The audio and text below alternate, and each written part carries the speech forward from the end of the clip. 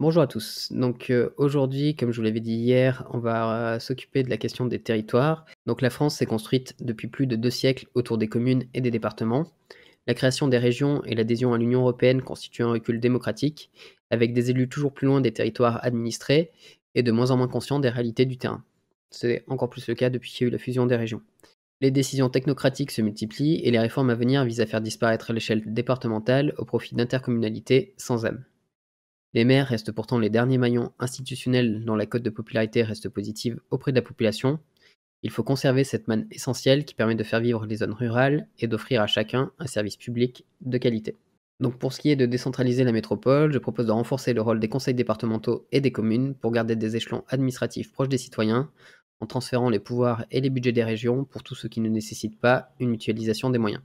Ensuite, je propose d'assurer le maintien d'un maillage important d'écoles, de bureaux de poste, d'hôpitaux et de lignes de train pour maintenir la qualité des services publics, d'abroger la loi NOTRe et interdire les fusions forcées d'intercommunalités sans référendum local préalable. La loi NOTRe, c'est une loi qui a été mise en place en 2015, portant sur la nouvelle organisation territoriale de la République. Elle vise notamment à renforcer les compétences des régions et des établissements publics de coopération intercommunale.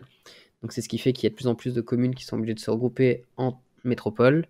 Par exemple, j'ai le cas autour de chez moi à Lyon où la métropole ne cesse de s'étendre autour de Lyon, soi-disant pour améliorer les transports en commun et tout ça, et c'est certainement le cas, mais ça fait perdre beaucoup d'indépendance aux différents maires, notamment les plus petits, qui n'ont finalement plus beaucoup de pouvoir sur la politique de leur ville.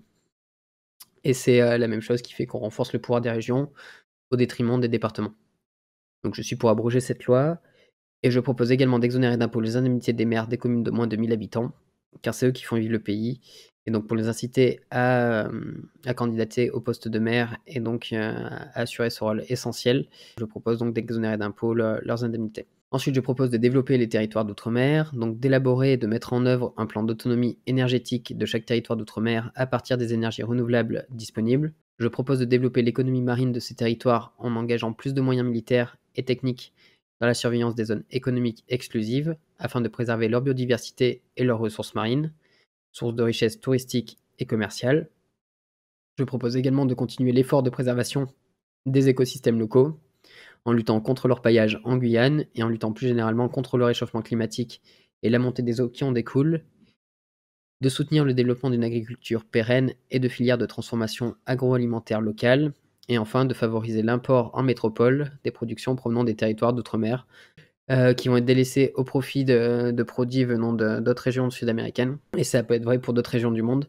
Donc voilà, je propose de soutenir l'économie de ces territoires en voyant comment on peut faire, potentiellement en baissant les taxes ou en essayant d'apporter une aide quelle qu'elle soit. Donc voilà, c'était ma partie sur les territoires. Je vous remercie d'avoir regardé cette vidéo jusqu'ici. Continuez à vous intéresser à la politique et à bientôt.